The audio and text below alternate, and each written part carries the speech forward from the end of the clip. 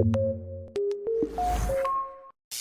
what's cracking, you guys? Welcome to the Mango Grove. My name is Krisha, and this is going to be a quick update on KASPA. I do intend on getting to the gym sooner rather than later today, so we are going to try and wrap this up ASAP. Now, as far as KASPA's chart is concerned, guys, we've been looking at that one higher time frame to really help us understand where is the trend at, right? And that one higher time frame was the 2-day time frame in particular.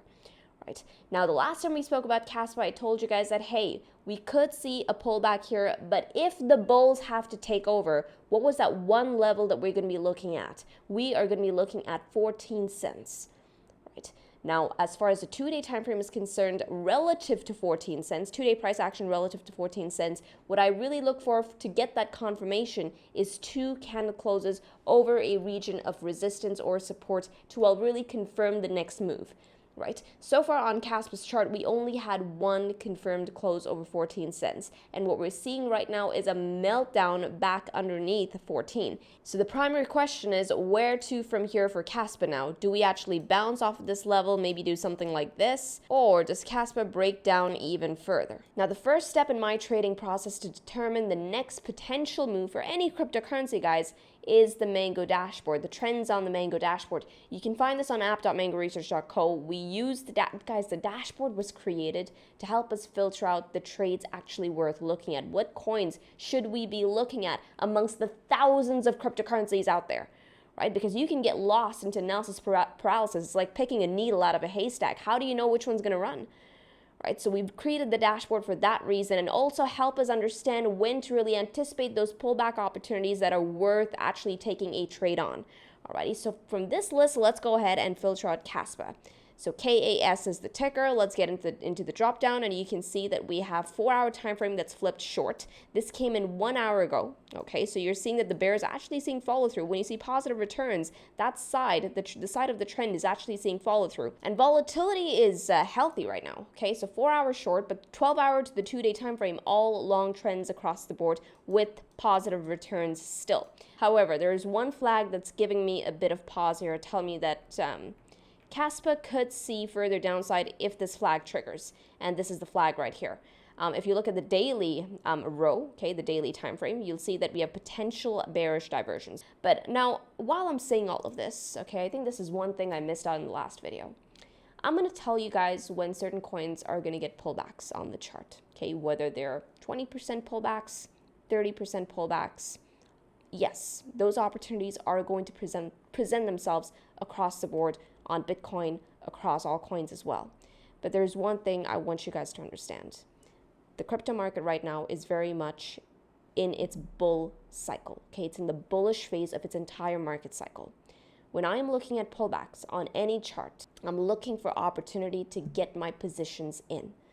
Okay, if I'm interested in a cryptocurrency, but I am anticipating a pullback, I'm looking at that as opportunity because I have established that we are in a bull market. Alrighty, so try and understand the bigger picture. Understand where we are in the cycle and then place your opportunities accordingly. Alrighty, so for me, for pullbacks are opportunities.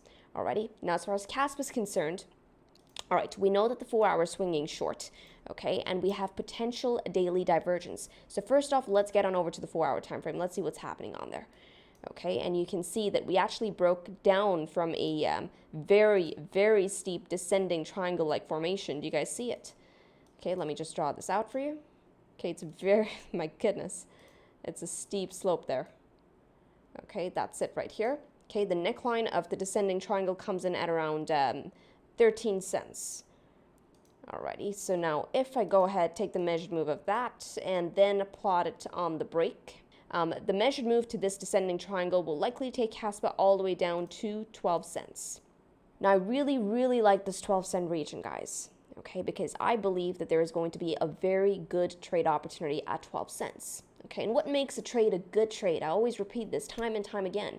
It's a trade that is easy to manage. You know when you are wrong very, very fast. Ultimately, guys, if you want to become a good trader, you need to know how to be a good loser first. Alrighty, you should be able to cut your losses as soon as you see them, right? But in order to cut your losses effectively, you also don't want to be taking too much of a loss. When you catch those good bids, guys, you know when you're wrong very, very fast in case the tide turns. And when you know you're wrong fast, it also helps you take a minimal loss. So this 12-cent region, guys, if I take you on over to the daily time frame, okay, and turn on, what was that one indicator that's been keeping us on the right side of KASPA, guys? The Mango dynamic indicator. Go ahead, turn that on. Where is dynamic support coming in at? Look at that cloud. It is beautiful. It's been supporting the trend ever since KASPA broke out of this beautiful ascending triangle formation. For those of you who do not see the ascending triangle, let me just draw it out for you. Okay, that is the ascending triangle-like formation. Ever since KASPA's broken out of that region, notice how well price got supported on that dynamic cloud, right? And it's been getting supported since. This is going to be the first official test of that dynamic cloud coming in at 12 cents. We know that if KASPA actually ends up breaking that dynamic cloud, that's when the trend is over for KASPA there, right? At which point we could be looking at lower bids on this chart. But for now, 12 cents, think of how easy of a trade that's going to be to manage, right? So for those of you who want the levels on the dynamic indicator, and by the time price actually gets down to this level, I won't be surprised. The thing about the dynamic indicator, guys, that it moves alongside price action. With every new candle on this chart, we get new prints on the dynamic indicator. Alrighty, the current print is coming in at, for those of you who actually want to take note of these numbers, go ahead and do so. It's coming in from around 0.1234. Okay, I'm not going to say 12 cents. I'm going to give you guys the exact numbers on here. All the way down to 0.1145. I will be annotating these numbers on my screen. I know a lot of you guys have reached out to me over the dynamic indicator. You'll find it on the mangoway.com/dynamic for those of you who want to sign up.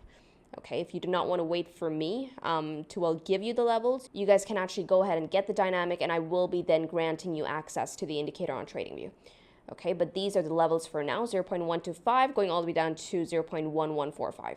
All right, but what I really like about the 12-cent level right now is that it's lining up with dynamic support. Okay, it's going to be an easy trade to manage right there. And more importantly, if I also take the midpoint of the current range, right, the range comes in from around 14 cents all the way down to 11 cents, which was our previous resistance turned into support.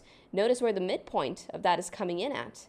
All right, the midpoint too is coming in at 12 cents. So there's a lot of confluence in that level that's going to make it an easy one to manage. If we start breaking 12 cents, then yes, I will be looking towards the bottom of the dynamic cloud. Also, guys, confluence at around 11 cents. It's a very, very beautiful, neat picture on KASPA's chart right now. Okay, it's going to be an if this, then that with very, very clear levels. As far as a further upside for KASPA is concerned, I mean, you guys know my criteria. I'm not changing anything on my criteria. Okay, the upside criteria remains the same. I'm looking for two-day candle closes over 14 cents. Okay, let me clear out my chart. That's the 14-cent region. 2 candle closes over 14 cents to me is going to signal continuation to the upside. So this is KASPA for you. Honestly, I think pullback opportunities right now across the board are to be bid, whether they're major pullbacks, you know, if they're really, really heavy pullbacks, 20%, 30%, I think they're going to be those good trade opportunities to capture on if you're looking to ride the rest of the run in a very, very stress-free way. This is the update on today's video. I really, really hope you guys enjoyed this video. If you did, smash that like button, and I will see you in the next update. With this, trade safely, trade stress-free, trade the mango way, trade the easy way. Ciao, you guys.